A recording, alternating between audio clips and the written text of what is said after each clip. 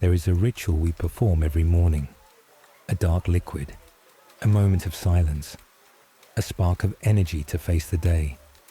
We drink it to wake up, to study, to survive the long shifts and the cold nights. But before it was a habit, it was a secret. Welcome to the dark history of coffee. Tonight, we are not drinking to wake up. We are drinking to remember, to drift back through the steam, to the ancient forests of Ethiopia, the misty ports of Yemen, and the smoky coffee houses of London. So pour a cup, dim the lights, and let the history steep.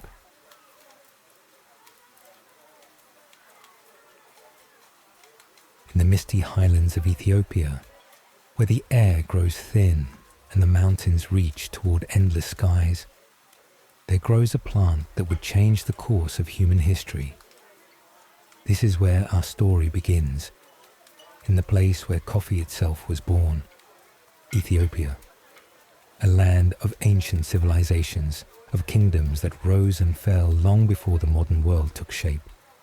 It is here, in these fertile volcanic soils, that coffea Arabica first emerged from the earth, not planted by human hands, but growing wild, free, untamed. The very coffee that now fuels millions of mornings across the globe traces its ancestry back to these Ethiopian forests. Within Ethiopia's diverse landscape, there existed a region known historically as Kaffa, or Kefir. The name itself seems to whisper of coffee's origins, though scholars still debate whether the beverage took its name from this place, or whether time has simply woven the two together in our collective memory. What we know with certainty is this: wild coffee plants thrived here naturally, their red cherries ripening under the East African sun, long before anyone thought to brew them into the dark liquid we recognize today. Imagine, for a moment, those early encounters between humans and coffee. Picture an Ethiopian traveler moving through dense forest, discovering these glossy-leaved shrubs bearing their bright cherries. The first taste would not have been of coffee as we know it.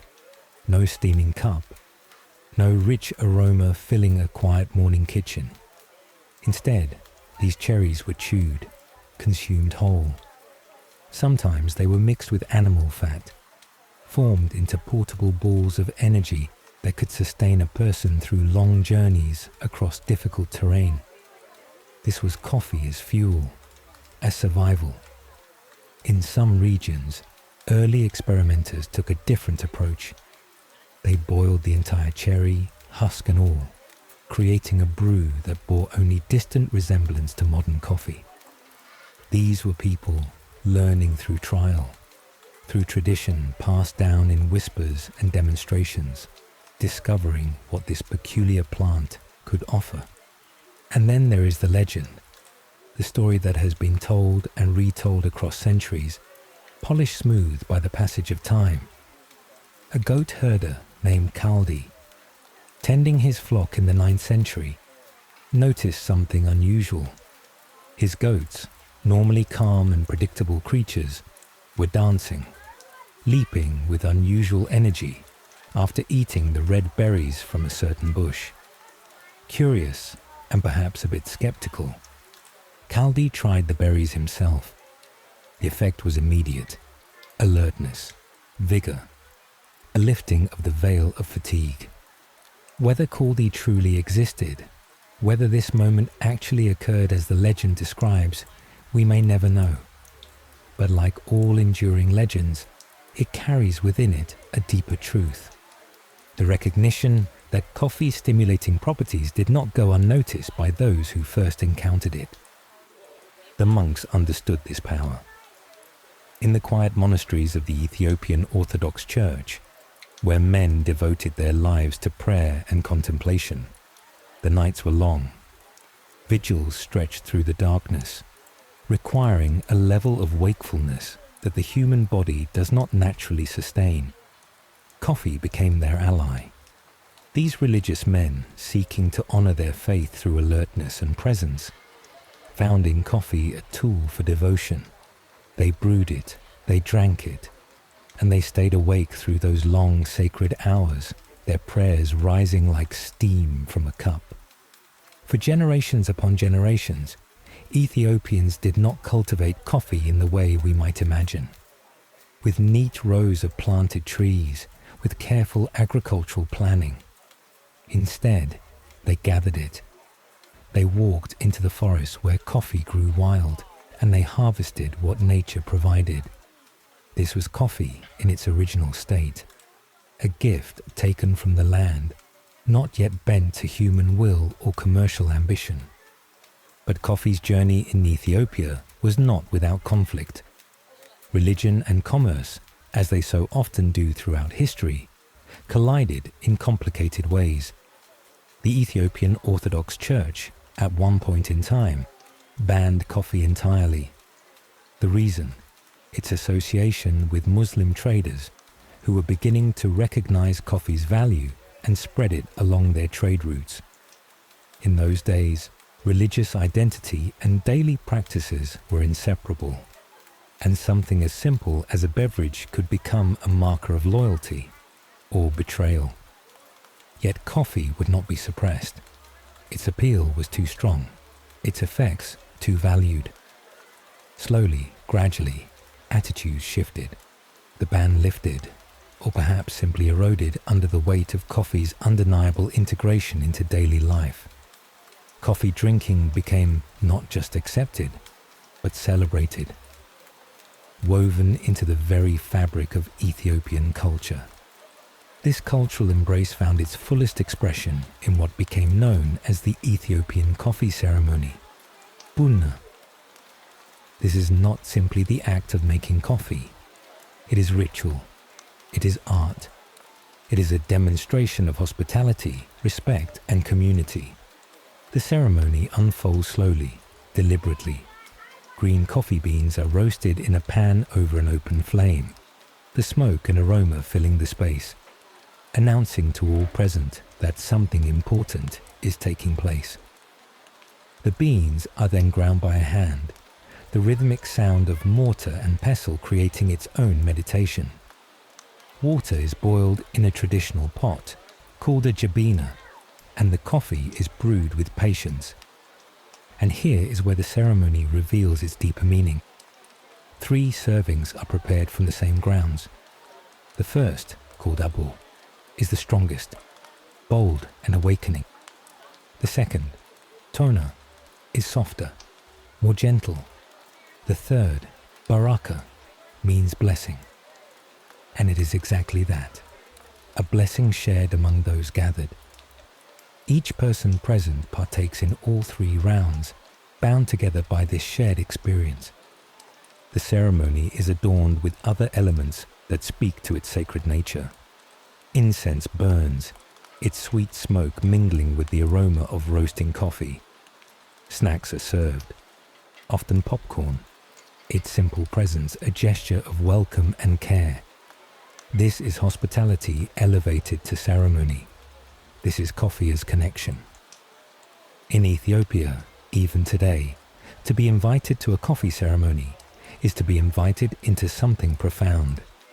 It is time set aside from the rush of modern life, a space where conversation flows as freely as the coffee itself, where community is not just acknowledged but actively created with each shared cup. From these ancient highlands, from wild forests and monastery vigils, from legends of dancing goats and the steady hands of Ethiopian women roasting beans over fire, coffee began its journey, a journey that would carry it far beyond Ethiopia's borders, into the hands of merchants and empires, through periods of darkness and exploitation that we will explore as our story continues. But here in Ethiopia, coffee began in wonder, in discovery, in the simple human desire to stay awake, to gather together, to transform what grows wild into something shared and sacred. This is where coffee was born. There are moments in history when something precious crosses a border. when knowledge or treasure moves from one land to another, and in that crossing, the world shifts in ways that cannot be undone. Coffee's journey from Ethiopia to Yemen was one such moment. Picture the Red Sea, that narrow body of water separating the African continent from the Arabian Peninsula. For millennia, this was not a barrier, but a highway. Ships moved back and forth, carrying goods, ideas, people, and stories.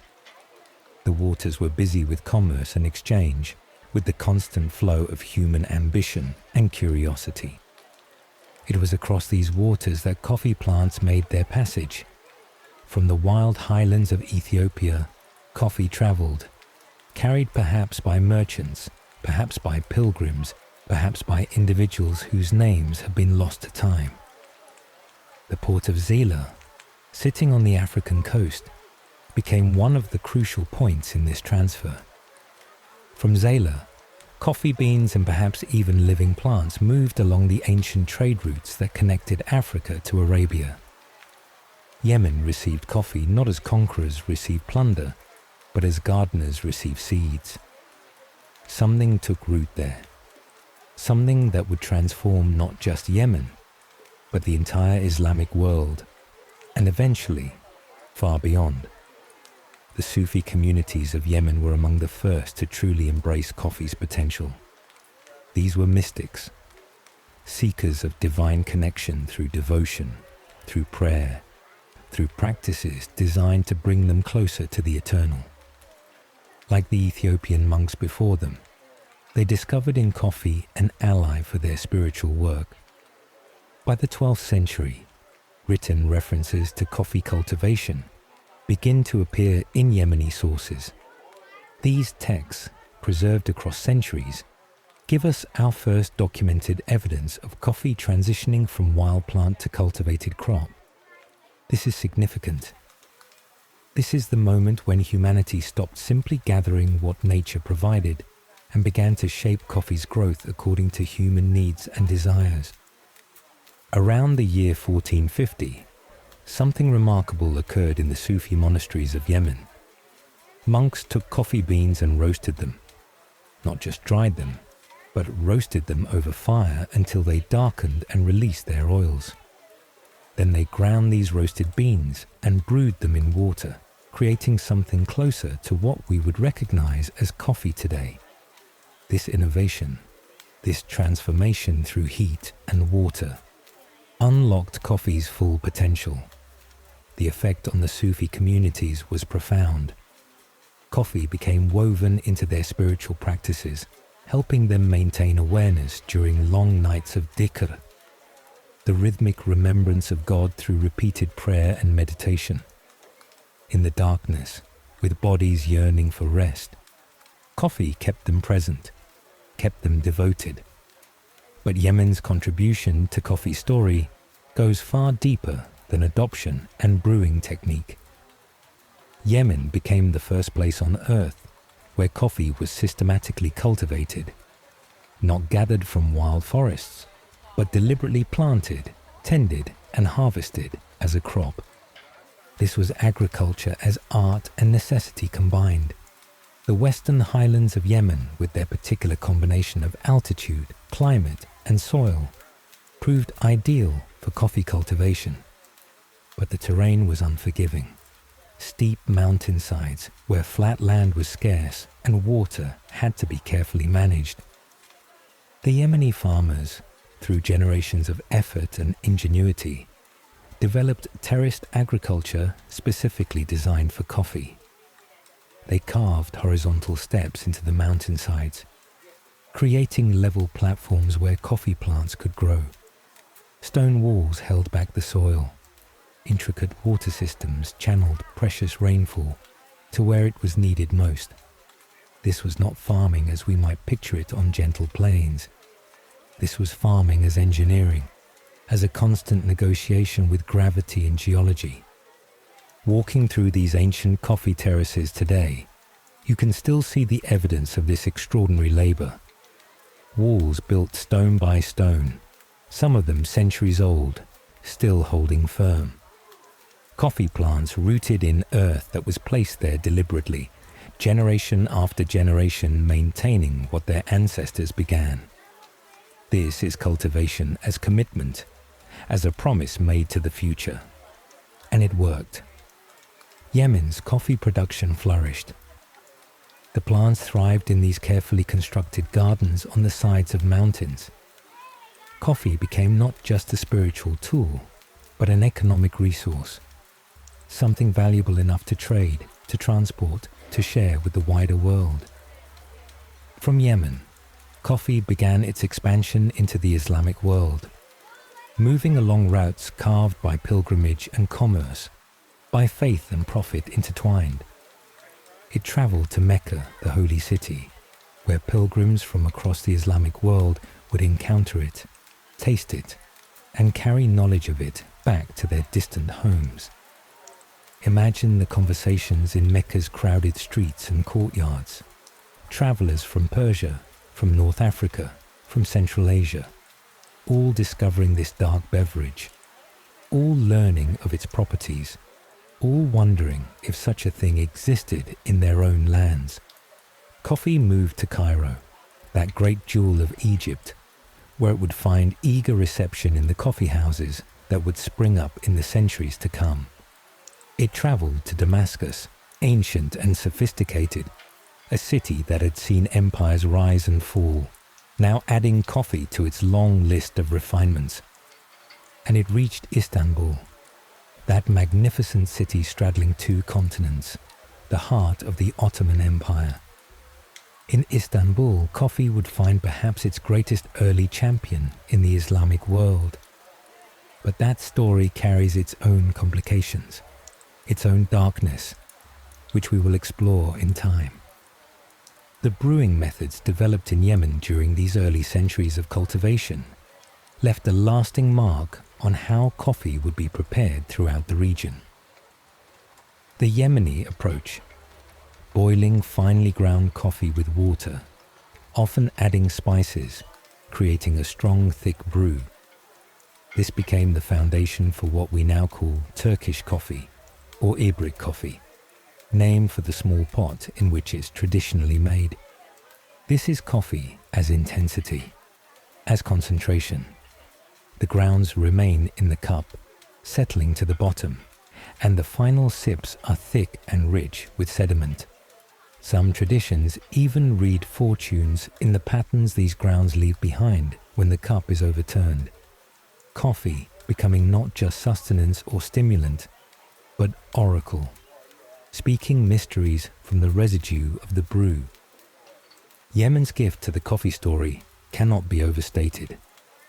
Ethiopia gave us the plant, yes, the wild original, the genetic source from which all coffee descends. But Yemen gave us cultivation. Yemen gave us roasting as we know it. Yemen gave us brewing methods that would influence preparation styles across continents. Yemen transformed coffee from wild plant to agricultural commodity, from regional curiosity to tradable good. And in doing so, Yemen set coffee on a path that would carry it far beyond the control of any single nation or culture. Coffee was becoming valuable, and valuable things throughout human history have a way of attracting attention, not all of it benevolent.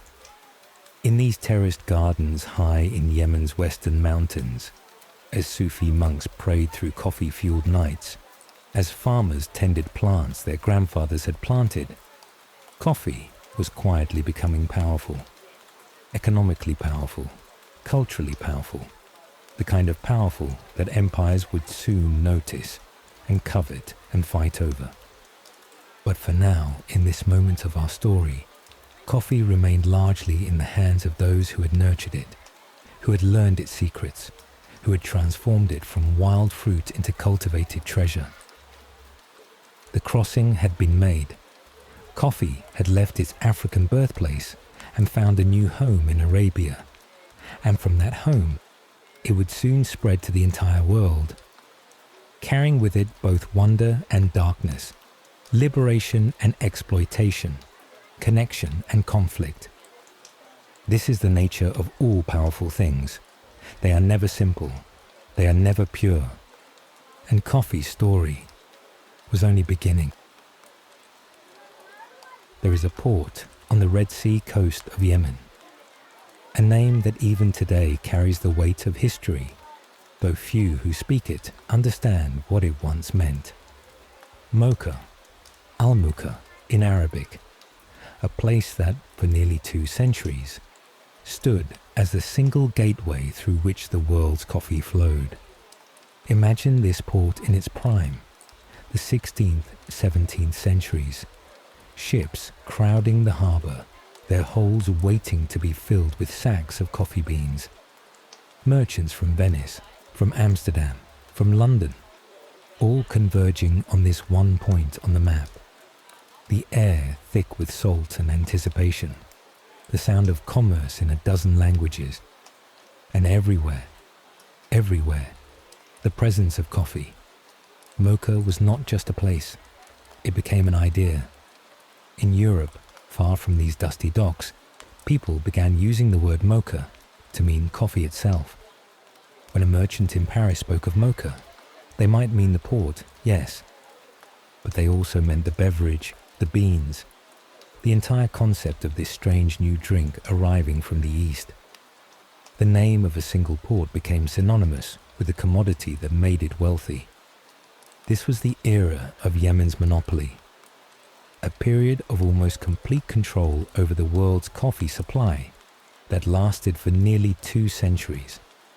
Think about that.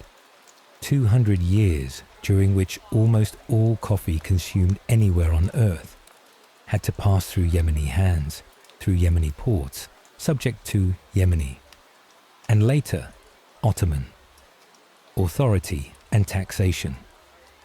Monopolies do not happen by accident.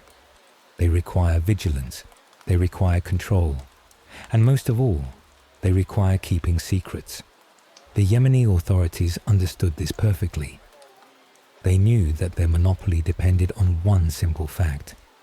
They possessed living coffee plants, and the rest of the world did not.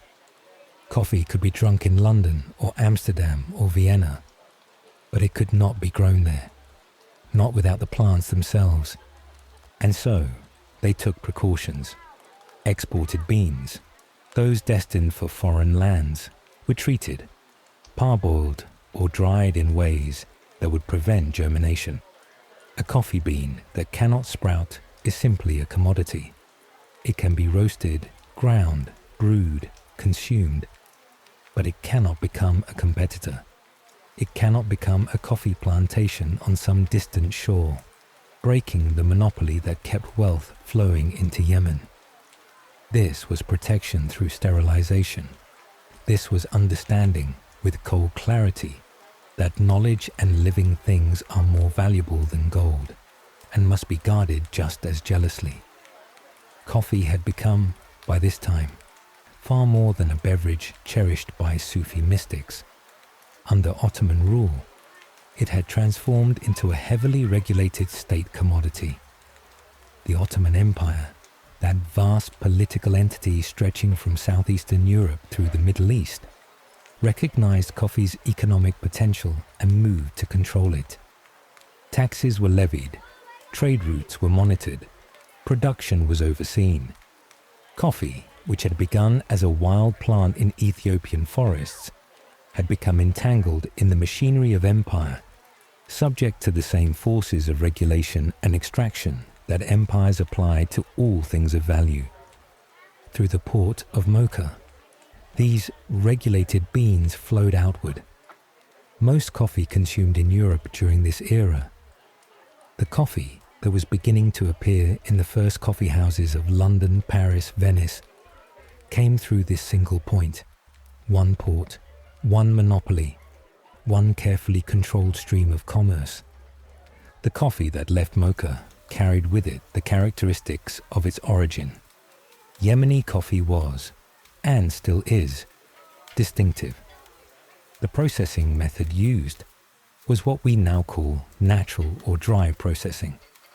The coffee cherries, after being picked, were laid out in the sun to dry, whole and intact. Only after this long drying sometimes weeks under the Arabian sun, where the dried cherries hold to remove the bean from within. This method, born of necessity in a region where water was precious and could not be spared for washing coffee, created beans with particular flavor profiles, fruity notes, wine-like complexity. The dried fruit surrounding the bean during processing imparts characteristics that washed coffees do not possess. The beans themselves bore the marks of their harsh birthplace.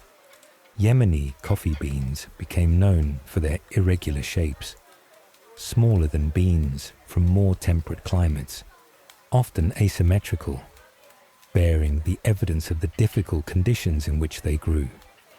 High altitude, limited water, intense sun, rocky, challenging soil. These were not perfect beans in the aesthetic sense, but they were distinctive, they were recognizable, and to those who appreciated coffee's complexity, they were treasured precisely because they carried within them the story of where they came from. The farming itself remained remarkably consistent across centuries. Small scale, family-based. These were not vast plantations worked by armies of laborers. These were family plots on terraced mountainsides, passed down from parent to child, tended with knowledge accumulated over generations. There was an intimacy to this agriculture. A farmer knew each plant, knew which terraces drained well and which held water, knew when to harvest and when to wait. This was farming as relationship, as an ongoing conversation between human effort and the land's possibilities. And remarkably, almost incredibly by modern standards, many Yemeni coffee farms avoided synthetic chemicals for over 500 years, not because of contemporary organic certification or marketing considerations, but simply because this was how it had always been done. Traditional methods, compost and terracing, natural pest management through biodiversity and careful attention. This was organic farming before the term existed. Sustainability not as ideology, but as the only practical approach in a challenging environment where external inputs were expensive or unavailable. The coffee that grew in Yemen during these centuries carried within it genetic material that would prove crucial to coffee's future. Modern Arabica coffee, the species that makes up the majority of the world's quality coffee production, traces its genetics back to these early Yemeni varieties, and before them, to the Ethiopian plants from which they descended. Yemen became not just a waypoint in coffee's journey, but a genetic library. The varieties cultivated there, adapted to harsh conditions, selected over generations for hardiness and quality, contained diversity that would later prove invaluable when coffee spread to other continents and faced new diseases, new climates, new challenges. In those irregular beans leaving Mocha's port, in the plants growing on terrace mountains, there was a genetic heritage that the world did not yet know it would need. A reservoir of diversity, carefully maintained through traditional farming practices, that would one day help coffee survive in places the Yemeni farmers could never have imagined. But monopolies, no matter how carefully guarded, do not last forever. There is something about human nature, perhaps ambition, perhaps curiosity, perhaps greed, that refuses to accept that something valuable should remain in only one pair of hands. European powers, consuming coffee in ever-increasing quantities, paying premium prices for beans that had to travel thousands of miles through carefully controlled channels, began to ask themselves a simple question: why should we buy what we could grow? And so, they turned their attention to acquiring what Yemen had tried so hard to protect. Not just the beans, but the living plants themselves. Smuggling is an old profession, as old as borders and regulations and the desire to circumvent them. And coffee plants, despite Yemen's precautions, were eventually smuggled out.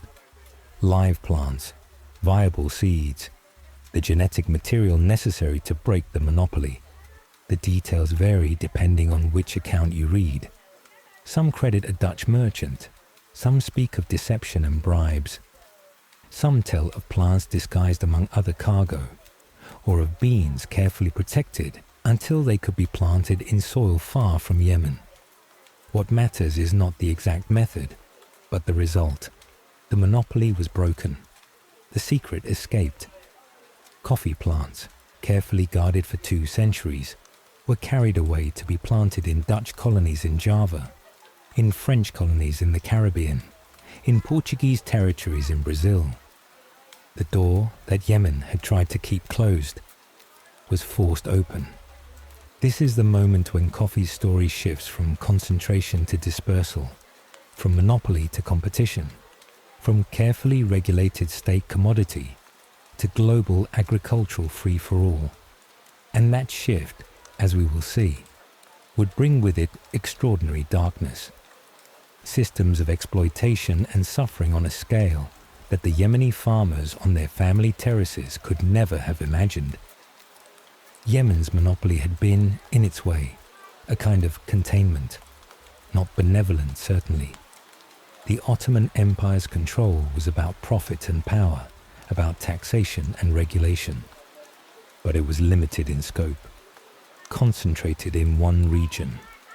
What came next would be unlimited, spread across continents, built on the backs of enslaved and exploited peoples. Coffee was about to enter its darkest chapter. But before we follow coffee into those shadows, let us hold for a moment longer the image of those Yemeni farms. Small plots on impossible terrain, families tending plants their ancestors planted, coffee grown with attention and care, processed by hand, carried on pack animals down mountain paths to the port. There was exploitation in this system too, certainly. Monopolies extract their price, but there was also continuity, tradition, a kind of farming that worked with the land rather than against it. What coffee was about to become was something very different. By the middle of the 17th century, coffee had traveled far from its origins, from Ethiopian highlands to Yemeni terraces to the port of Mocha, and now, across the Mediterranean, through European trade routes, arriving finally on the shores of England, a small dark bean carrying within it the power to transform an entire society. London in the 1650s was a city of taverns and alehouses, a city where business was conducted through clouds of alcohol, where clarity was optional, where mornings were often lost to the fog of the previous night's excess. Into this world came coffee, and with it, the promise of something different. The year was 1652. A man named Pasqua Rosé, brought to London from the Ottoman Empire as a servant, opened the city's first coffee house. It was a modest establishment, nothing grand, nothing palatial. But what it offered was revolutionary, a place where men could gather, drink a stimulating beverage that sharpened rather than dulled their minds, and engage in conversation that remained coherent from beginning to end. Rosé understood that this strange Eastern beverage needed explanation, needed advocacy, and so he did something clever, something modern in his thinking. He created pamphlets, printed advertisements praising coffee's virtues, claims both medical and social about what this drink could do. Energy without intoxication, clarity without consequence, a cure for headaches, for lethargy, for the heaviness that comes from too much ale. Whether all these claims were true is debatable. But the idea took hold. Coffee was not just a drink, it was a solution, an alternative, a different way of being awake in the world. The response was extraordinary. coffee houses began appearing across London with remarkable speed. 1 became 2, 2 became 10, 10 became dozens. These were not chains in the modern sense. Each was independent, each had its own character, its own proprietor, but they shared a common offering, coffee, and the space to drink it in company. For a city accustomed to the tavern culture, where alcohol loosened tongues but also clouded judgment, coffee houses represented something genuinely new. Here was a place to gather that promoted sobriety rather than drunkenness. Here was stimulation without stupefaction. Men could meet in the morning and leave with their faculties intact. They could conduct business and remember the terms agreed upon. They could debate and actually follow the thread of logic from premise to conclusion. But not everyone appreciated this new development.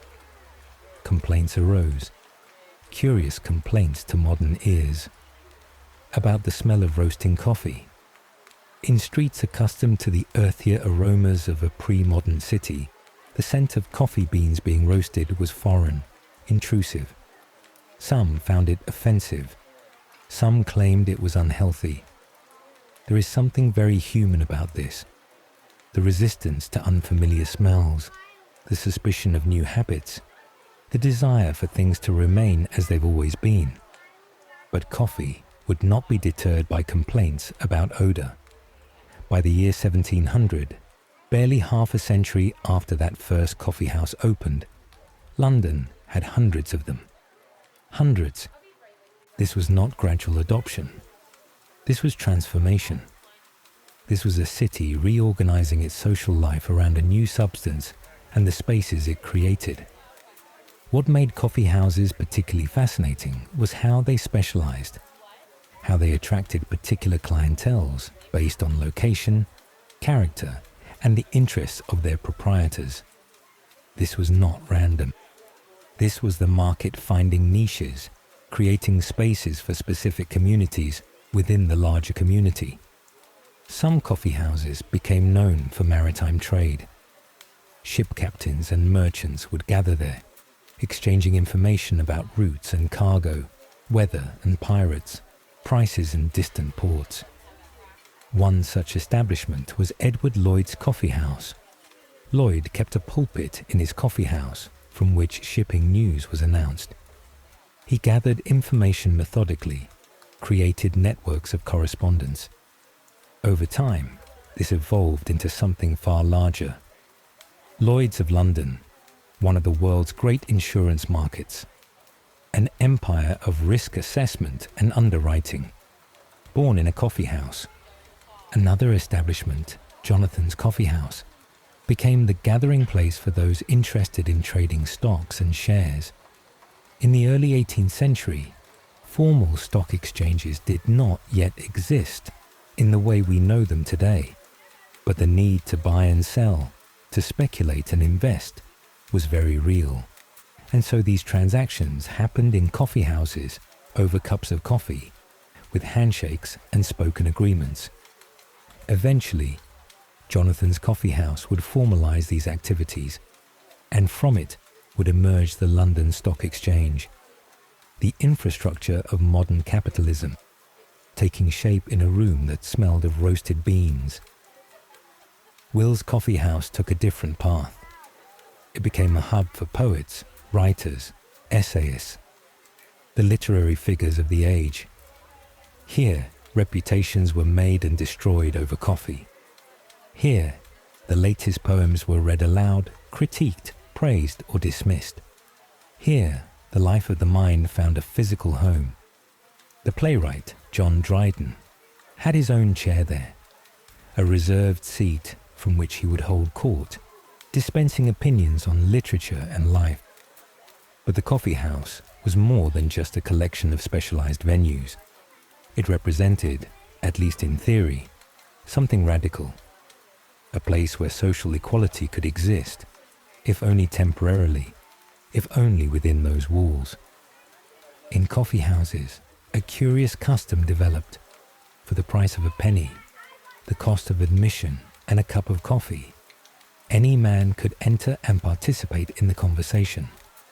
A merchant and a clerk might sit at the same table. A gentleman and a tradesman might debate as equals. Birth and rank, while never truly forgotten, were supposed to matter less in these spaces. What mattered was the quality of your ideas, the sharpness of your wit, the persuasiveness of your arguments. This earned coffee houses a nickname: penny universities. For 1 penny, you could gain access to education through conversation. You could hear news from abroad, learn about science and philosophy, engage with ideas that books and formal education had previously kept locked away from common access. This was democratization of knowledge, imperfect, limited, but real. Of course, there were limits to this equality, significant limits. Women were largely barred from coffee houses. These were male spaces, by custom and design. Women might run coffee houses.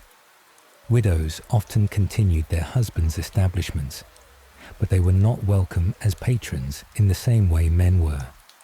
This was equality only among men, and even then, only certain kinds of men. The exclusion of women was not incidental, it was structural.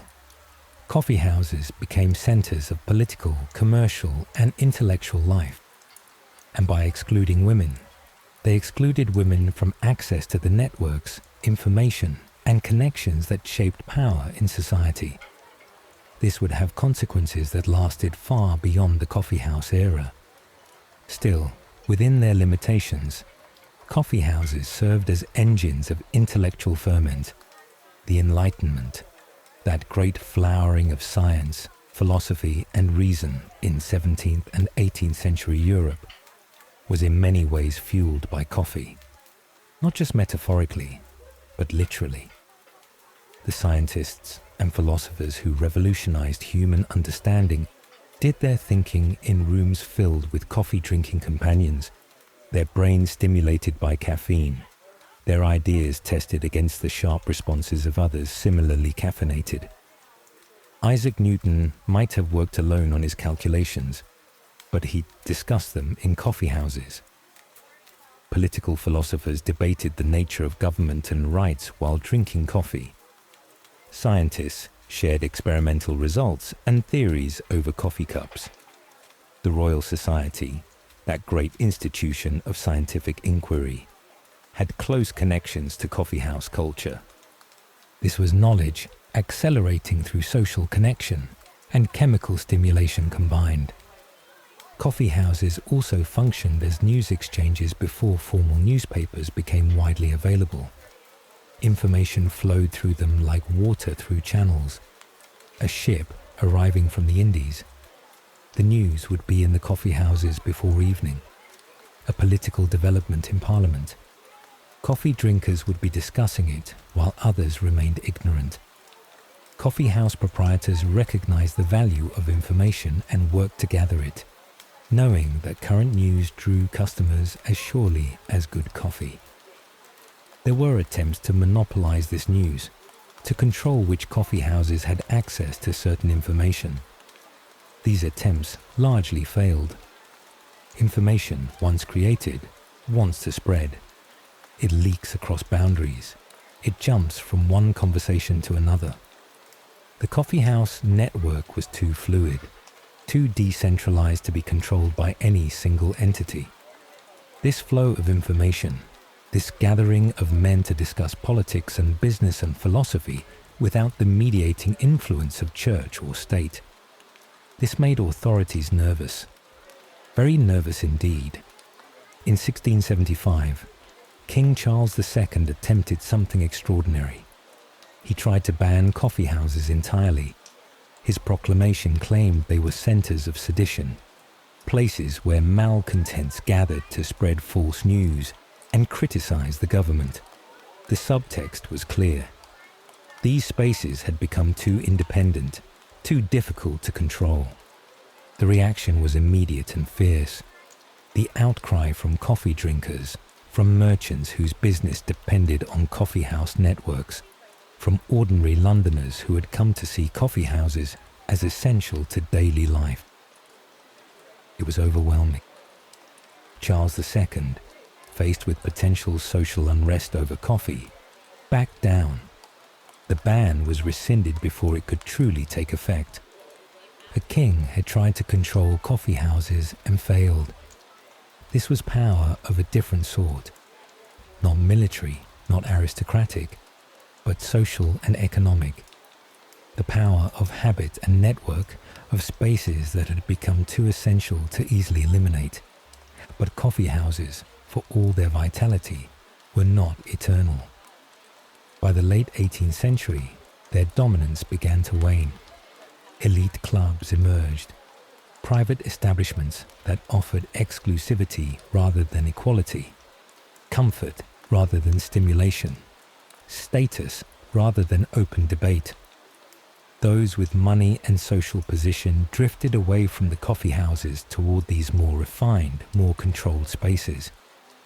The coffee house as democratic forum, as penny university, as engine of intellectual exchange, gradually faded, not disappeared, but diminished.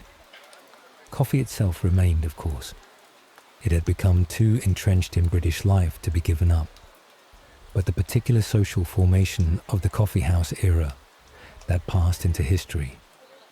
What remains from this era is a memory, a reminder that spaces matter, that where we gather and what we consume shapes not just our social lives, but our capacity for thought, for exchange, for the creation of new ideas. The London coffee house was, for a brief historical moment, a place where the stimulant properties of coffee and the hunger for connection and knowledge combined to create something genuinely new.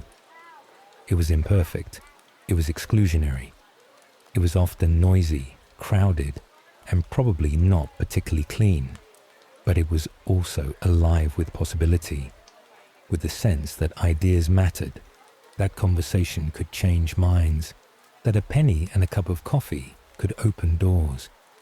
From those crowded rooms smelling of roasted beans and tobacco smoke, filled with the sound of debate and the clink of coffee cups, from those imperfect but vital spaces, came insurance markets and stock exchanges, scientific societies and political movements, poems and philosophies that would outlast the coffee houses that gave them birth. Coffee had become, in London, more than a beverage. It had become infrastructure. It had become a catalyst for transformation. But while London's coffee houses flourished, while European powers consumed ever more coffee, the question remained, where would all this coffee come from? Yemen's monopoly was broken. Coffee plants had been smuggled out. And now European empires were about to apply to coffee the same brutal systems of extraction and exploitation they had developed for sugar, for tobacco, for cotton. Coffee was about to become a colonial crop, and that transformation would bring darkness that no amount of Enlightenment thinking could illuminate away. War has a way of revealing what humans truly need, not philosophically, but practically. In the field, under fire, far from home, soldiers discover what sustains them, what keeps them moving forward through exhaustion and fear. During the American Civil War, in that terrible conflict that tore a nation apart between 1861 and 1865, one of those essential things was coffee. By the time the Civil War began, coffee had become deeply woven into American life. It was no longer exotic, no longer foreign. It was as American as anything imported could be, a daily ritual, a comfort, a necessity. But in wartime, coffee became something more. It became strategic. It became a weapon of morale, of endurance, of the will to continue fighting. The Union understood this instinctively. Union soldiers were issued coffee as part of their standard rations, not occasionally, not as a luxury, but systematically. 36 pounds of coffee per year, per soldier. Think about that quantity. 3 pounds per month, nearly 3/4 of a pound per week. This was coffee not as treat, but as fuel. This policy had precedent. Years earlier, Andrew Jackson, that fierce and complicated figure who served as America's 7th president, had made a decision that would echo through military history. He replaced the traditional alcohol rations given to soldiers with coffee instead. Where armies had once relied on rum or whiskey to bolster courage and numb discomfort, Jackson substituted a stimulant for a depressant. Alertness instead of intoxication. Clarity instead of courage born from dulled senses. The logic was practical. Alcohol might steady nerves before battle, but it also impaired judgment, coordination, reflexes. Coffee, on the other hand, kept soldiers sharp. It helped them stay awake on watch. It warmed them in cold camps. It gave them something to gather around, a ritual that created brief moments of normalcy in the chaos of war. For Union soldiers, coffee became a touchstone. Letters home from the front mention it constantly. Diaries record the joy of receiving coffee in supplies, the disappointment when it ran out. Men would brew it over campfires, the smell mixing with wood smoke and the damp earth of wherever they happened to be encamped. They would drink it in the morning before marching, in the evening after battle, during quiet moments when there was nothing to do but wait. It was more than caffeine, though the caffeine mattered. It was connection to home, to civilian life, to the routines that made them feel human rather than just instruments of war. A cup of coffee was a small comfort in a landscape of enormous discomfort.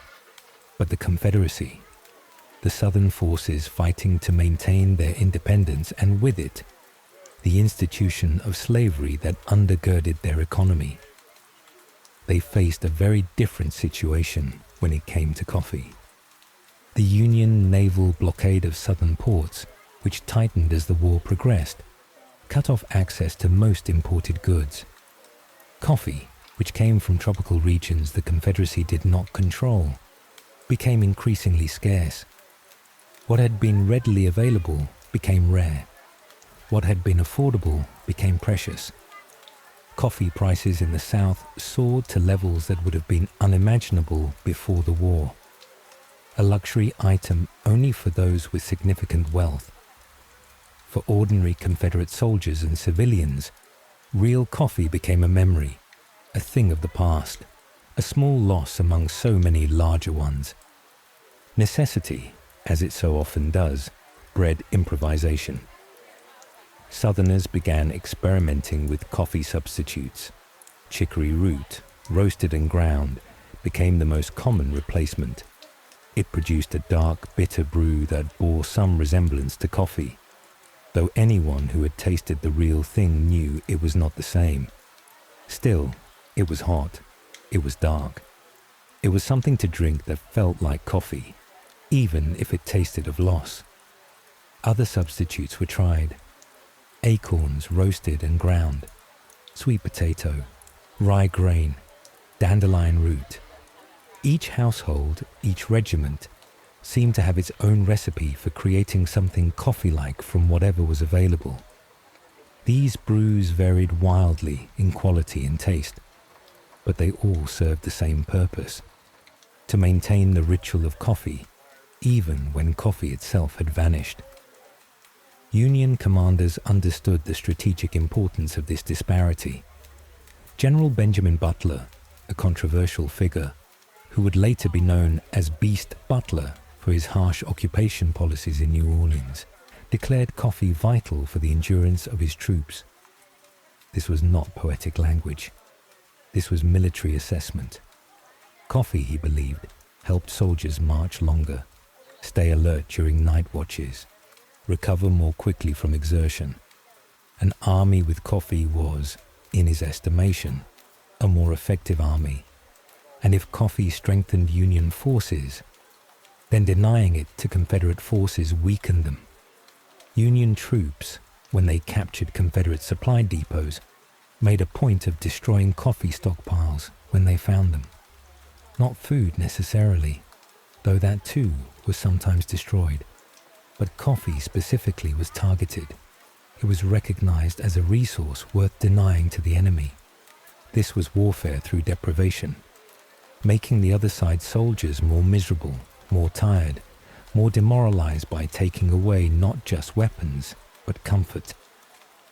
There is an interesting footnote to the Union's coffee supply during this period. Some of it came from Liberia, that African nation founded by freed American slaves who had been sent there in waves of colonization that were themselves morally complex. Liberia had developed coffee cultivation, and during the Civil War, it supplied coffee to the Union. This was marketed particularly by abolitionists as ethical coffee. Coffee not produced by slave labor, but by free black farmers in Africa. President Lincoln's administration supported these imports, seeing in them both practical supply and symbolic statement. Here was coffee, whose production aligned with the Union cause. Or at least, that was the narrative. The reality, as always, was more complicated. But in the simple equation of wartime, Liberian coffee represented a supply source that did not contradict Northern ideology in the way that coffee from slave labor plantations would have. The coffee divide between North and South became so stark that it created its own economy.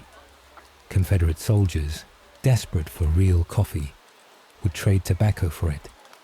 Tobacco was one thing the South had in abundance. It grew there. It was processed there. And many Union soldiers wanted tobacco. And so, during lulls in fighting, during truces to collect the wounded, sometimes even through tacit agreements across picket lines, tobacco flowed south and coffee flowed north, or rather south to Confederate soldiers who craved it beyond reason. This informal trade happened despite regulations against fraternization with the enemy.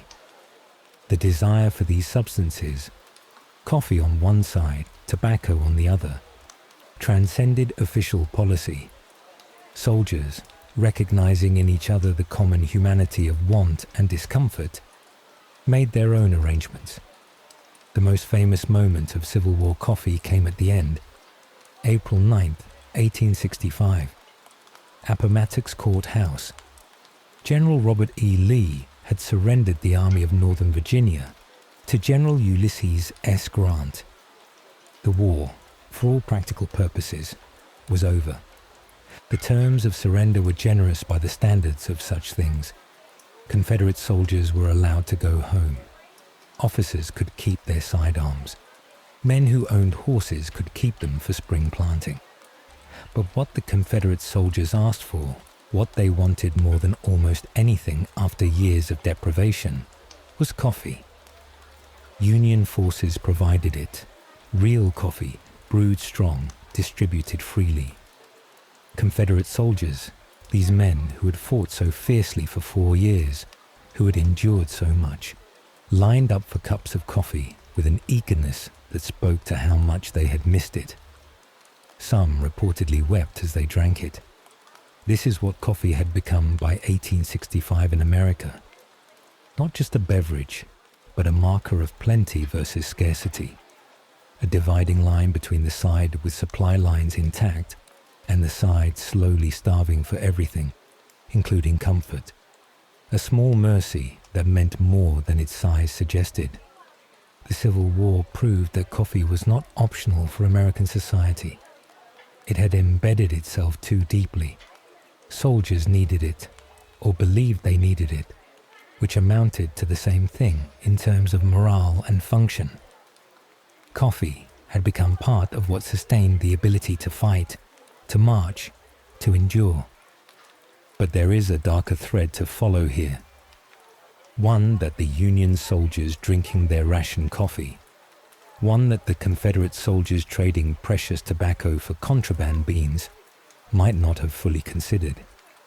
Where did all this coffee come from? Who grew it? Under what conditions? The answer to those questions leads us away from American battlefields, away from campfires and supply wagons, to tropical regions where coffee cultivation was becoming an industry built on exploitation. The coffee that fueled the Union Army, that Confederate soldiers dreamed about, that Americans North and South had come to see as essential. That coffee came from somewhere, and the story of its production is far darker than the story of its consumption. The Civil War was, among many other things, a war about slavery, about whether human beings could be owned, could be treated as property, could be forced to labor without freedom or compensation. The Union's victory meant the end of slavery in the United States. A victory hard won and incomplete, but real. Yet the coffee those Union soldiers drank, much of it came from plantations where systems not so different from slavery persisted, where workers labored under conditions of brutal exploitation, where freedom was more theoretical than real, where the choice was between working or starving, which is not really a choice at all. Coffee, by this point in history, had become a global commodity produced through systems of coerced and exploited labor. The pleasant ritual of brewing and drinking it, the comfort it provided to soldiers far from home, the social bonds it created. All of this rested on a foundation of suffering that remained largely invisible to those who consumed the final product. This is the dark history of coffee, not the bean itself, which is innocent, not the plant, which simply grows where conditions allow, but the human systems built around its cultivation and trade. The way that something so small, so seemingly benign, became entangled with empire, with slavery, with exploitation on a massive scale. The Union soldiers at Appomattox, sharing their coffee with defeated Confederate soldiers, were participating in an act of humanity and grace. That gesture mattered. That kindness was real. But the coffee in those cups carried with it stories of other kinds. Stories of the hands that picked the cherries, of the backs that bent in the fields, of the lives shaped and often destroyed by the demand for this single crop. To understand coffee's dark history, we must follow it to those places, to the plantations, to the colonies, to the systems of labor that made cheap, abundant coffee possible. That journey is where our story goes next.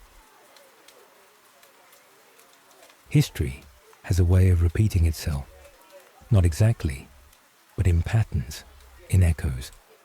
Just as coffee had proven essential to soldiers during the American Civil War, so too would it become vital during the next great conflict that consumed the world, the Second World War, 1939 to 1945, a global conflagration that would reshape everything, including something as simple as how the world drank its coffee.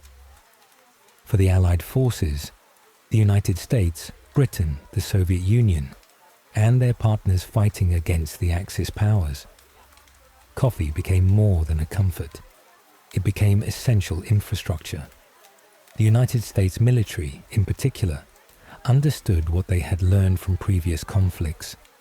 Soldiers needed coffee. Not wanted, needed. The numbers tell the story plainly. US military coffee demand increased tenfold during the war years, 10 times the peacetime consumption. This was coffee on an industrial scale. Coffee as logistics. Coffee as a quartermaster's calculation alongside ammunition and fuel and medical supplies. But this war was different from previous conflicts in important ways. The scale was larger. The fronts were more dispersed. Soldiers fought in deserts and jungles, in frozen tundra and tropical islands, across Europe and the Pacific. and they needed coffee everywhere, under all conditions, in forms that could survive the rigors of modern warfare. Enter instant coffee, a technology that had existed for decades but had never found its moment until the war demanded it. Instant coffee could be packaged, shipped, stored in hot climates and cold, carried in a soldier's pack without fragile brewing equipment. Add hot water, and you had coffee. Not great coffee, certainly. Not coffee that anyone would choose over freshly brewed, but coffee nonetheless. Coffee that was possible where conventional brewing was not. The popularity of instant coffee exploded during these years. What had been a novelty, a curiosity, became standard issue. Millions of soldiers experienced coffee primarily through these instant crystals dissolved in water heated over field stoves or in mess hall urns. For many, this became their baseline. What coffee tasted like, what coffee was. But getting coffee to the troops was not simple.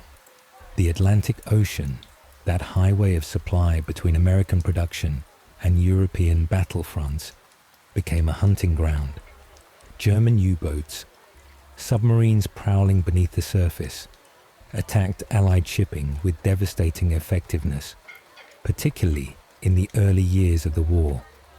Supply ships carrying food, ammunition, equipment, and coffee became targets. Many were sunk, their cargo settling to the ocean floor, unreachable. This was economic warfare. Disruption of supply as military strategy. If you cannot destroy an army directly, starve it of what it needs to function.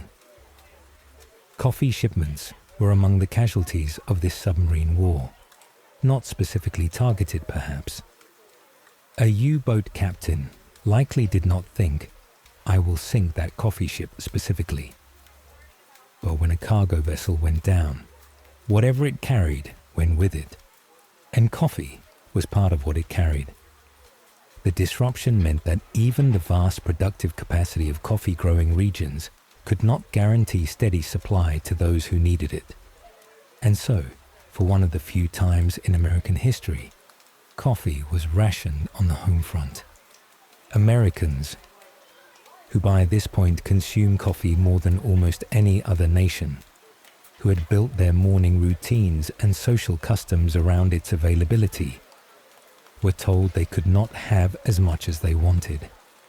Ration books were issued, stamps that allowed the purchase of limited quantities, lines at grocery stores, decisions about whether to use this week's coffee ration now or save it for a special occasion. This was sacrifice, small in comparison to what soldiers faced, certainly. Small compared to the deprivations experienced in Europe and Asia, but real nonetheless. Americans were asked to give up some of their coffee so that soldiers could have theirs, and largely they accepted this. The war effort required it. The importance of coffee to Allied forces created strange geopolitical pressures. Brazil, the world's largest coffee producer by far, faced a decision. Coffee was its primary export, its economic lifeblood. The European market was disrupted by war. The United States was the major remaining buyer. But Brazil also had diplomatic considerations, relationships with various European powers, a desire to remain neutral in a conflict that seemed distant from South American shores. Yet coffee created a gravitational pull. Brazil's economy depended on exporting coffee. The United States needed that coffee and had the money to buy it. And so Brazil, which might have preferred neutrality, eventually declared war on the Axis powers, not primarily for ideological reasons, not because of direct threat, but to protect its coffee exports, to ensure continued access to American markets, to secure its economic future. This is what coffee had become by the 1940s, a commodity so valuable that nations would enter world wars to protect their ability to sell it. Meanwhile, in Europe, particularly in countries under Axis control or facing severe supply disruptions, people turned once again to ersatz coffee, substitutes. Just as Confederates had done 80 years earlier during the American Civil War, Europeans found themselves drinking roasted chicory, barley, acorns, anything that could be darkened through roasting and brewed into something vaguely coffee-like. This was the taste of scarcity, the taste of making do. In Germany, in occupied France, in Italy, people who had once enjoyed real coffee now drank these substitutes and remembered what had been lost. Small losses against the backdrop of a war that was destroying cities and killing millions. But losses felt daily, in every morning cup that wasn't quite right. And then there is the story of the Americano, a drink so common now that we rarely think about its origins.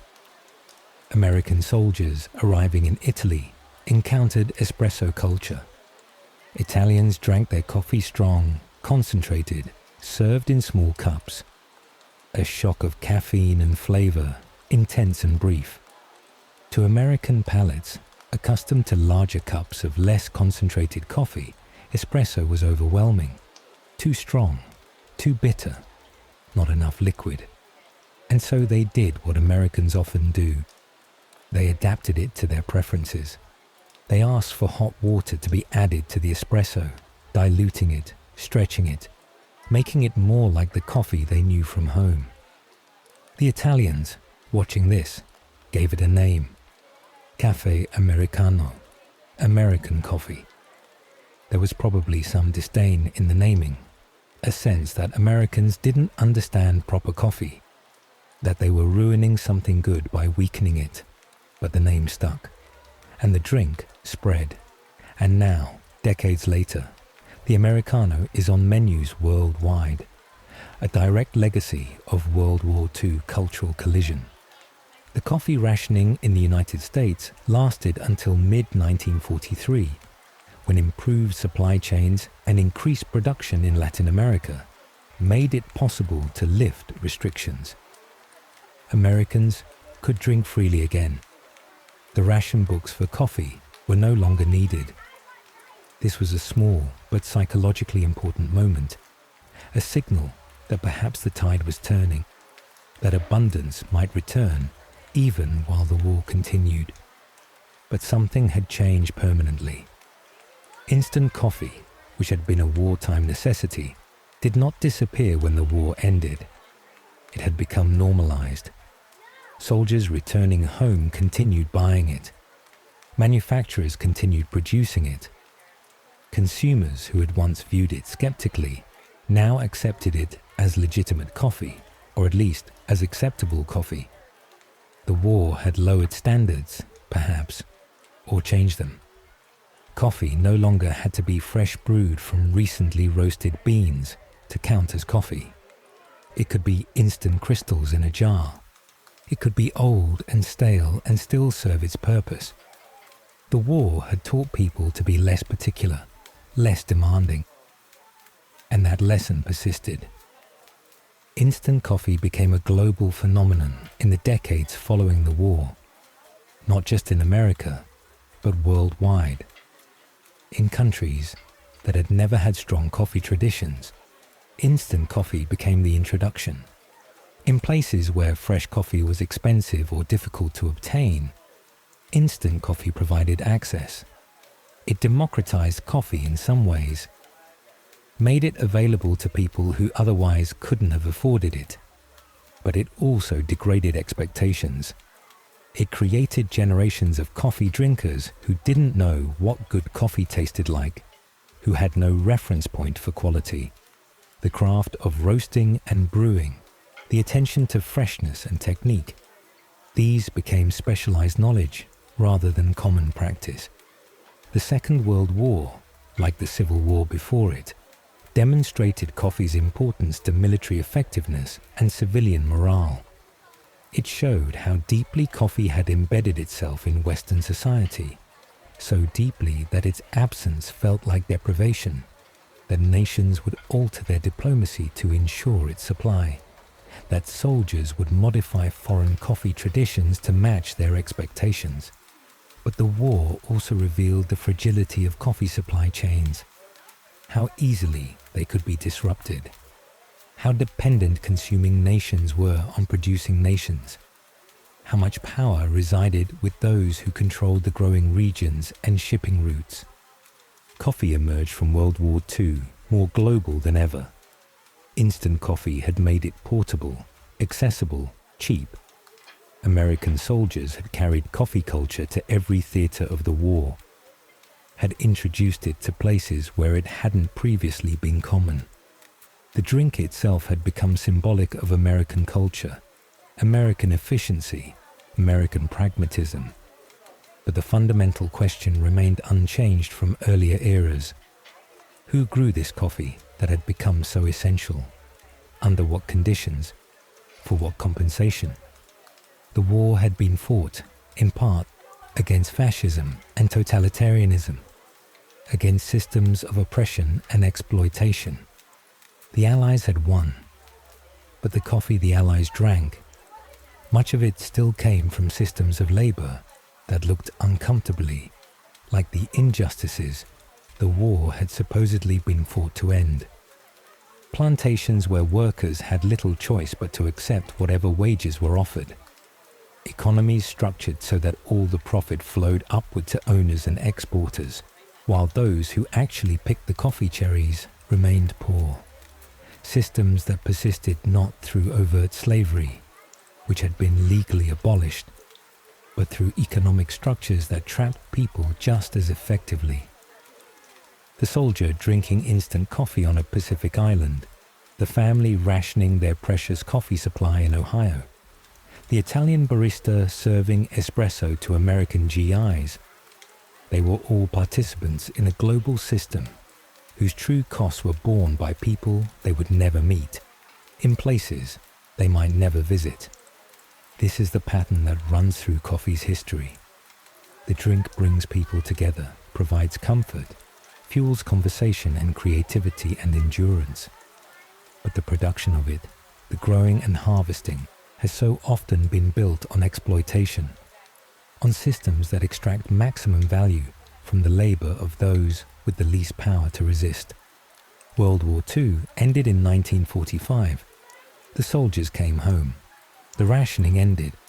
Coffee consumption soared to new heights. Instant coffee became a kitchen staple. The Americano joined the world's coffee vocabulary. Life returned to something approaching normal.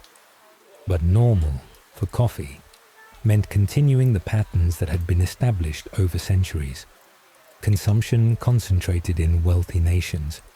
Production concentrated in poor ones. Value captured by those who roasted and marketed and sold. Poverty remaining with those who planted and picked and processed. The war had changed many things, but it had not changed that. In the late 19th century, in the cafes of Italy, a problem was becoming apparent. People wanted coffee, but they didn't want to wait. The traditional methods of brewing, percolation, drip, the slow extraction of flavor from grounds, these took time. Time that a busy patron standing at a cafe counter didn't want to spend. Time that a cafe owner saw as lost revenue. There had to be a faster way. The solution would not just speed up coffee preparation. It would create an entirely new form of coffee, a new culture around coffee, a new ritual that would spread from Italy across the entire world. That solution was espresso. The story begins with Angelo Moriondo, a name less famous than it deserves to be. In 1884, in Turin, Moriondo patented the first espresso machine. His invention used steam pressure to force hot water through coffee grounds more quickly than gravity and time alone could manage. The result was faster brewing and a more concentrated coffee. But Moriondo's machine was not quite ready for widespread adoption. It was large, complex, designed for his own establishments rather than for commercial sale. The idea was there, the core concept of using pressure to accelerate extraction. But the execution needed refinement. That refinement came from Luigi Bezzera, a Milanese inventor who improved upon Moriondo's design in the early 1900s. Bezzera's machines were faster still, more practical for cafe use. He understood that speed was not just convenience, it was economics. A cafe that could serve more customers per hour could make more money. A customer who received their coffee quickly was more likely to return. But Bezzera was an inventor, not a businessman. He patented his improvements, demonstrated his machines, but lacked the capital and commercial instinct to turn invention into industry. That transformation required someone else. Enter Desiderio Pavoni, who purchased Bezzera's patent and began manufacturing espresso machines commercially. Pavoni had the vision to see not just a faster way to make coffee, but a new form of cafe culture. He marketed espresso machines to cafes throughout Italy, and slowly they began to spread. The espresso bar was being born. These early machines, impressive as they were, produced coffee that was imperfect, bitter often. The high temperature of the steam-driven brewing could scorch the grounds, creating harsh flavors. And there was no creamer, that golden foam that crowns a properly pulled espresso shot, that visual and textural element that would later become the hallmark of quality espresso. For decades, this was simply how espresso was. Fast, concentrated, bitter. Better than waiting, but not yet what it could be. The technology needed another leap forward. That leap came in 1948, delivered by Achille Gaggia, an innovator and cafe owner himself. Gaggia understood espresso from both the technical and experiential sides. His breakthrough was elegant.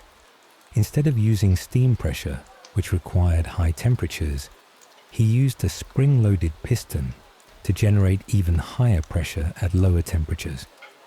The result was revolutionary. The lower temperature eliminated the burnt bitterness. The higher pressure, 9 bars, roughly 9 times atmospheric pressure, created something that had never existed before, crema. That golden foam, stable and velvety, floating atop the dark liquid below. Espresso suddenly looked as appealing as it tasted. Gaggia's machines enabled something else crucial. Rapid cafe service at a level previously impossible. A skilled barista with a Gaggia machine could produce shot after shot, quickly, consistently. The cafe could become more than a place to linger. It could be a place to stop briefly, to stand at the counter, to drink your espresso in 2 or 3 sips, and to continue with your day. This matched something in the Italian temperament, or perhaps shaped it. The quick coffee break, the pause that was brief enough not to disrupt the flow of work or life, but sufficient to provide refreshment, stimulation, a moment of pleasure. Post-war Italy embraced espresso with extraordinary enthusiasm. Espresso bars exploded across the country. Not large, elaborate establishments necessarily. Many were small, just a bar counter, and the machine behind it. Space for customers to stand, but not necessarily to sit. These were not destinations but waypoints, places you passed through rather than places you settled into. The ritual of standing espresso, al banco, at the counter, became woven into daily Italian life. Morning espresso before work, mid-morning espresso as a break from labor, after lunch espresso to aid digestion, late afternoon espresso for a second wind, never with milk after 11 a.m. according to tradition. That would be barbaric, a violation of proper coffee timing. This was coffee as punctuation mark, brief Intense, precisely timed moments throughout the day. The technology continued to evolve. In 1961, Aflame introduced the E61 machine, which would set the standard for modern espresso equipment. The E61 used an electric pump instead of manual levers, providing consistent pressure without requiring the barista's physical strength. It featured a heat exchanger that maintained optimal brewing temperature while still producing steam for milk drinks. It was reliable, consistent, elegant in its engineering. The E61's design influenced virtually every espresso machine that came after it. Even today, decades later, you can see its DNA in professional espresso equipment. This was not just incremental improvement. This was the establishment of what espresso should be, the technical foundation upon which all future development would build.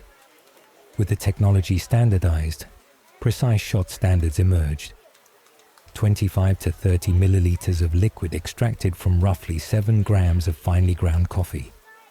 20 to 30 seconds of extraction time. Water at approximately 93 degrees Celsius. 9 bars of pressure. These numbers became gospel, repeated in training sessions and barista competitions, codified as the proper way to make espresso. These standards spread beyond Italy, becoming global norms. When specialty coffee culture developed in other countries, it looked to Italy for technical guidance. The Italian espresso became the reference point against which all other espresso was measured. But espresso was more than just a technical achievement. It merged technology with social life in ways that felt distinctly Italian. The espresso bar became a third place. Not home, not work, but somewhere between. A place where boundaries softened slightly, where strangers might exchange a few words while waiting for their coffee, where the barista knew regulars by name and preference. In Italy, ordering un caffè meant espresso by default. No need to specify. Coffee, in the Italian context, was espresso, unless you said otherwise. This linguistic simplicity reflected cultural assumption. Espresso was not one type of coffee among many. It was simply what coffee was. The word barista took on cultural significance. Originally just the Italian word for bartender, someone who works behind a bar. It became specifically associated with the person who operated the espresso machine. The barista was not just a server, but a craftsperson, someone with specialized knowledge and skill. The pull of the shot, the steaming of the milk, the precise timing. These required training, experience, attention. A good barista was respected. The role carried a certain dignity. This was not fast food service, though it was fast. This was the execution of a precise ritual, repeated hundreds of times daily, each repetition expected to meet the same standard. Historic cafes became cultural institutions. Places like Cafe Florian in Venice, established in 1720, predating espresso by nearly 2 centuries, but adapting to it seamlessly. These were cafes where intellectuals and artists gathered, where political discussions happened over coffee, where the life of the mind found physical location. Florian's ornate rooms, its painted ceilings and upholstered chairs, its waiters in formal dress. This was coffee elevated to high culture. But even in these elegant spaces, espresso maintained its character. Quick to prepare, intense to drink, a burst of flavor and stimulation that didn't require hours to consume. Regional traditions emerged within Italy's espresso culture. In Naples, the coffee was roasted darker, the shots pulled longer, the taste more bitter and full-bodied. In the north, particularly Milan, a lighter roast and shorter shot was preferred. Venice had its own variations. Rome, its customs. Each region proud of its particular approach, each convinced that their way was the correct way. This was diversity within unity, the shared ritual of espresso, but expressed differently in different places. The same machine, the same basic technique, but infinite small variations in execution and preference. And then there was caffè sospeso, suspended coffee, a tradition that emerged in Naples and spread to other parts of Italy. The concept was simple and beautiful. When ordering your espresso, you paid for two.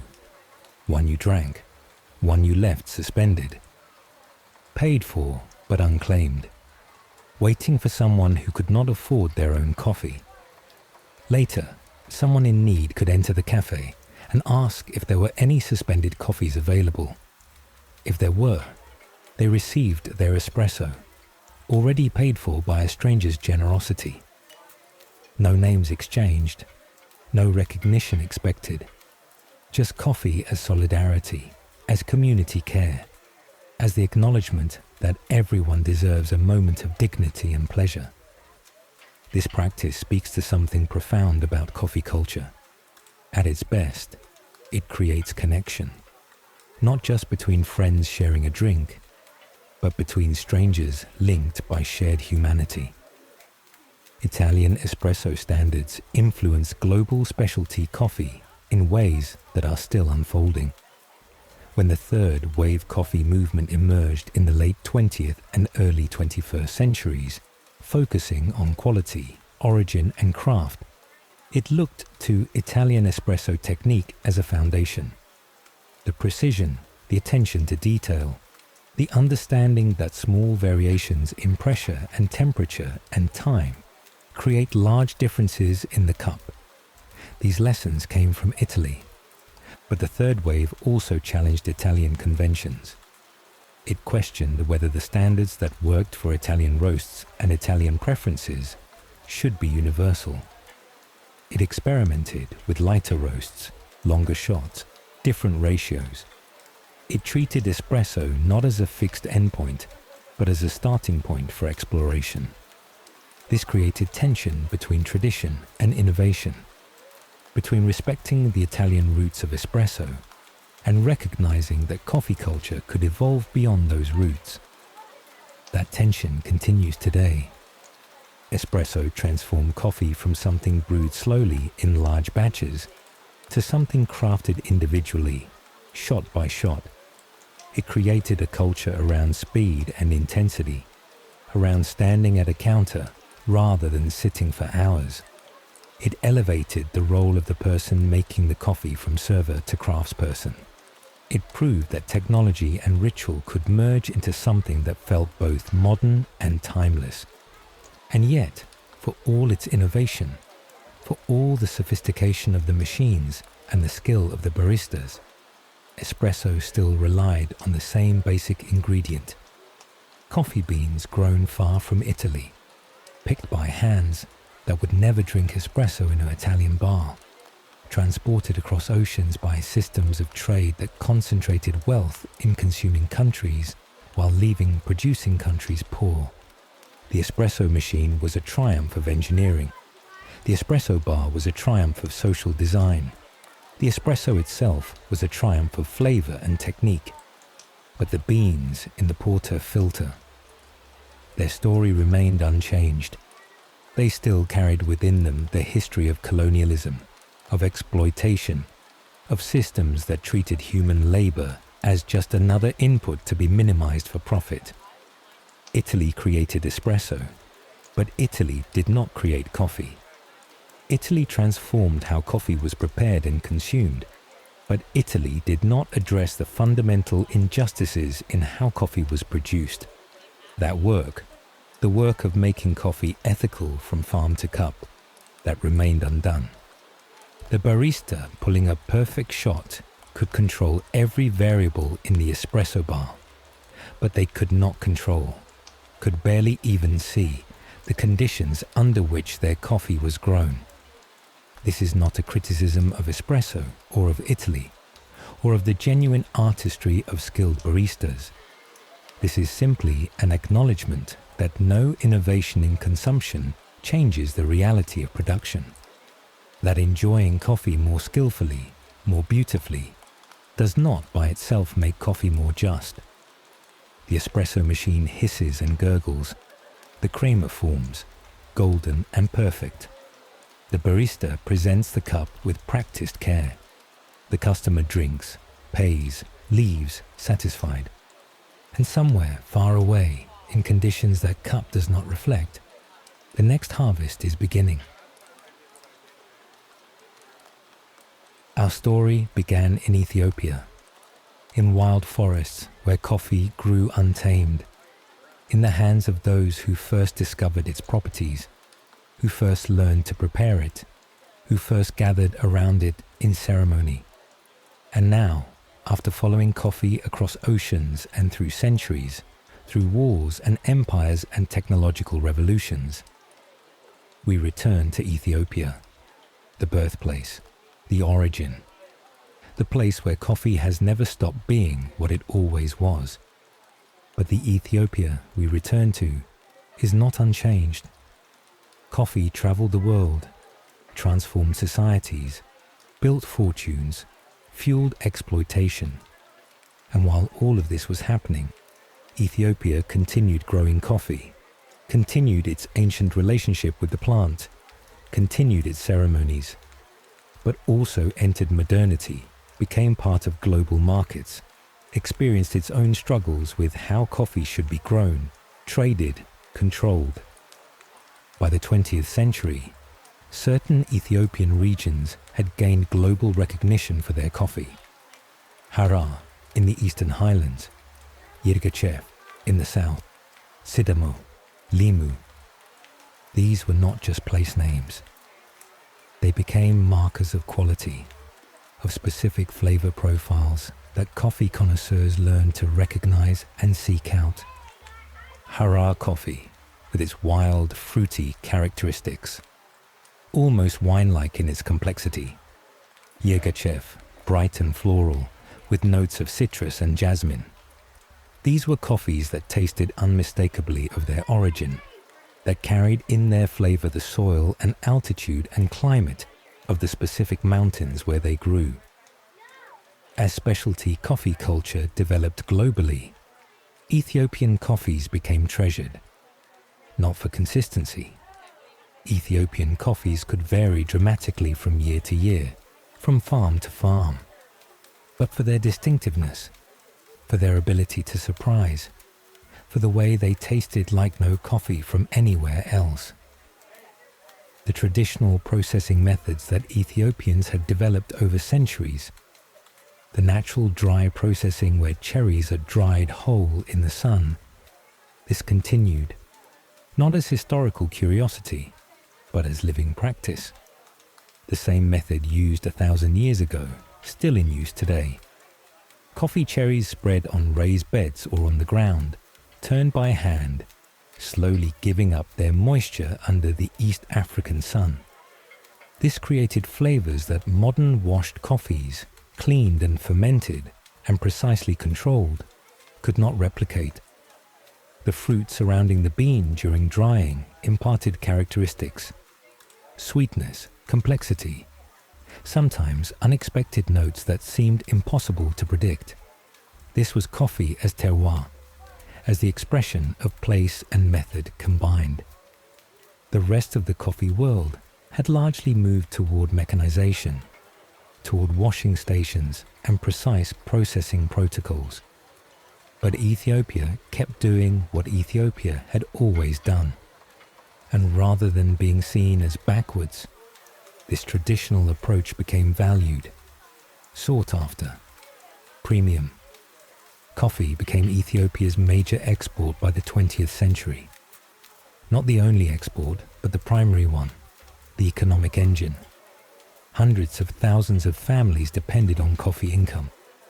Millions of people whose livelihoods were directly or indirectly connected to coffee cultivation, processing, transport. This created both opportunity and vulnerability.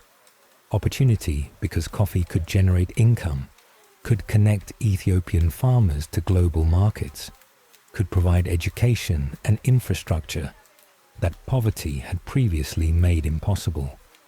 Vulnerability, because depending on a single crop whose price fluctuated based on forces completely outside Ethiopian control. This was precarious. This was risk. When global coffee prices rose, Ethiopia benefited. When they fell, Ethiopia suffered. The same pattern that affected coffee-producing nations everywhere, but perhaps felt more acutely in Ethiopia because of coffee's cultural significance. This was not just an export crop. This was part of national identity. And then came the Derg, a military regime that seized power in Ethiopia in 1974, overthrowing the ancient monarchy, attempting to reshape Ethiopian society according to Marxist-Leninist principles. The Derg, officially the Provisional Military Administrative Council, would rule Ethiopia for 17 years. 17 years of war, famine, brutality, and control.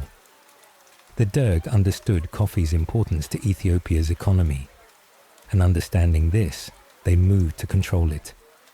Coffee trade became centralized, regulated, commanded. Farmers were told what to grow, where to sell, what prices they would receive. The traditional systems of coffee trading, local markets, direct relationships between farmers and buyers, these were disrupted, replaced with state control. The intent, perhaps, was to prevent exploitation of farmers by private traders, to ensure fair prices through government regulation. But the reality was often different.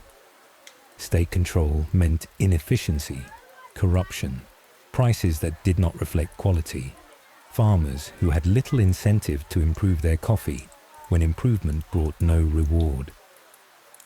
During the Derg years, Ethiopian coffee exports continued. The regime needed the foreign currency, but the connection between the farmer, who grew exceptional coffee, and the buyer, who might pay premium prices for it, that connection was severed. Quality became harder to maintain when quality had no market mechanism to reward it. This was a dark period in Ethiopian history for many reasons. Coffee was just one aspect of a broader tragedy. But for a nation whose relationship with coffee stretched back a millennium, the disruption of that relationship, the transformation of coffee from cultural treasure to state-controlled commodity, was its own form of loss. The Derg fell in 1991. Democracy and free markets, or at least more free markets, gradually returned to Ethiopia. But the coffee trade remained complicated. How do you rebuild traditional systems after decades of disruption? How do you reconnect farmers to markets when the connections have been deliberately severed?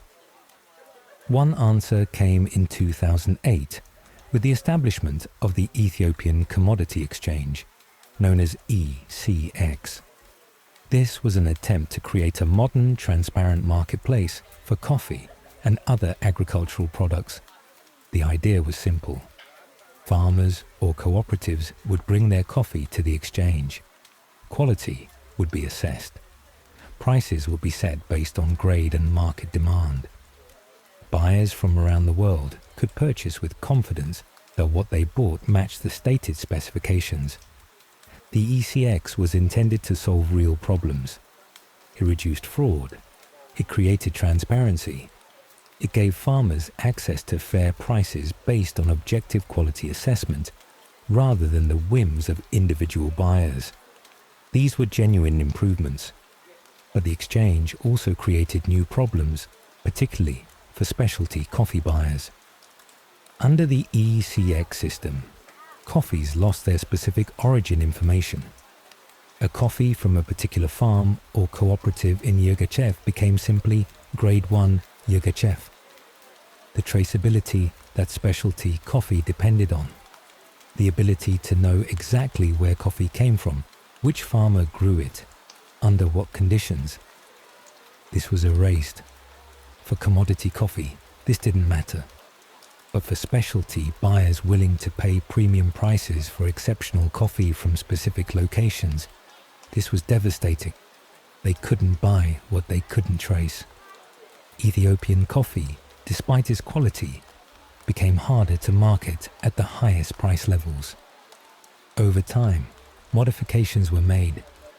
Cooperatives could gain permission to sell directly to exporters outside the exchange system, preserving traceability. Slowly, the specialty coffee trade with Ethiopia rebuilt. But the tension remained between standardization and differentiation, between commodity trading and relationship-based specialty purchasing. This is the modern challenge for Ethiopian coffee: how to participate in global markets, which demand scale, consistency, clear standards, while also maintaining the distinctiveness, the variability, the specific origin identity that makes Ethiopian coffee special. Today, coffee in Ethiopia exists in two worlds simultaneously. It remains the ancient ritual, the Bana ceremony, the 3 servings, the incense and conversation and blessing. In homes and gathering places across Ethiopia, coffee is still prepared the way it has been prepared for centuries. Roasted over flame, ground by hand, brewed with attention and care, shared as connection. This has not disappeared. Modernity has not replaced it. The ceremony continues, passed from generation to generation, essential to Ethiopian social life in the same way it was 1,000 years ago. But coffee is also modern fuel.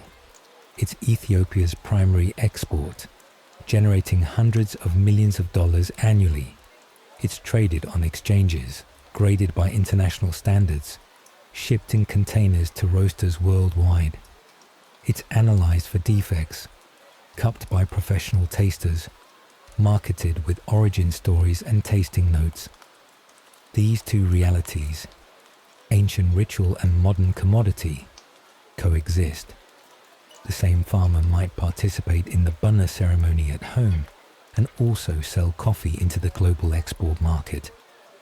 The same coffee that's shared in blessing among family might also end up in a specialty cafe in Tokyo or Seattle, served to customers who've never heard of the ceremony. This duality is not unique to Ethiopia, but perhaps it's more visible there, more conscious, because Ethiopia never forgot that coffee is sacred, even while learning to treat it as commodity, because the ceremony never stopped, even as export markets expanded, because coffee's origins are still present, still practiced, still living in Ethiopia, in a way they're not anywhere else. And this brings us back to the fundamental question that has run through this entire story. What is coffee? Is it the plant itself, the biological reality of Coffea arabica, with its genetic diversity preserved in Ethiopian forests? Is it the beverage, prepared 1,000 different ways across cultures and centuries? Is it the ritual, the social practice of gathering around shared cups? Is it the commodity, the tradable good that generates billions in global commerce? The answer, of course, is that it's all of these things, simultaneously, sometimes in harmony, sometimes in tension.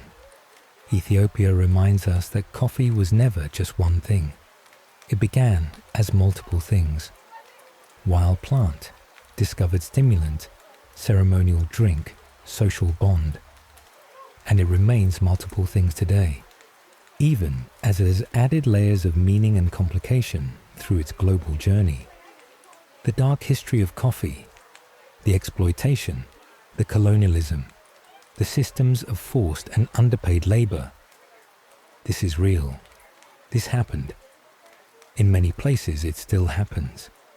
The prettiness of cafe culture, the sophistication of espresso technique, the romance of origin stories. None of this erases the suffering that coffee production has caused and continues to cause. But coffee is also genuinely meaningful to people. The Bana ceremony in Ethiopia is not false. The connection created over shared coffee is not illusion. The pleasure of a well-made cup is not invalid. Coffee can be both treasure and trauma, both gift and exploitation, both sacred and profane. Ethiopia, where coffee began, holds all of these contradictions, ancient practices and modern markets, poverty and pride, coffee as national heritage and coffee as economic necessity, the ceremony that blesses and the commodity that must be sold.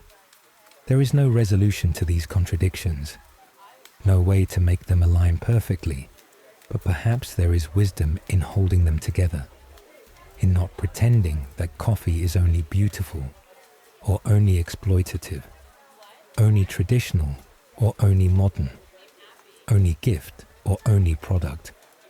Coffee will continue. The forests of Ethiopia will continue producing wild coffee, genetic diversity maintained through centuries of coexistence with human communities. The ceremony will continue, passing through generations, adapting to modern life but maintaining its essential character. The export trade will continue because Ethiopia needs the income and the world wants Ethiopian coffee.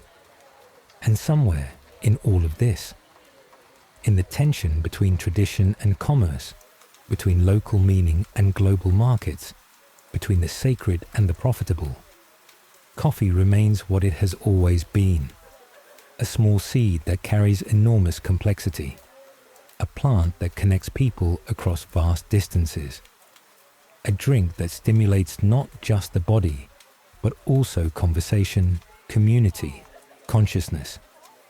We began this journey in Ethiopian Highlands, and we end here as well. Full circle, but not unchanged. We have followed coffee through darkness, through monopoly and warfare, through exploitation and inequality. We have seen how something as simple as a beverage can become entangled with empire and suffering. But we have also seen coffee's capacity to create connection, to generate beauty, to sustain not just bodies but also spirits, to become ritual and meaning, not just commodity. Coffee's history is dark, but coffee itself, coffee is just a plant, just a seed, just a drink. What we have made of it, the systems we have built around it, the meanings we have given it, the costs we have imposed in its production, these are human choices, and human choices can change. The Bana ceremony continues. The coffee is roasted. The aroma rises. 3 cups are poured. Abul, Tona, Baraka. First cup, second cup, third cup, blessing.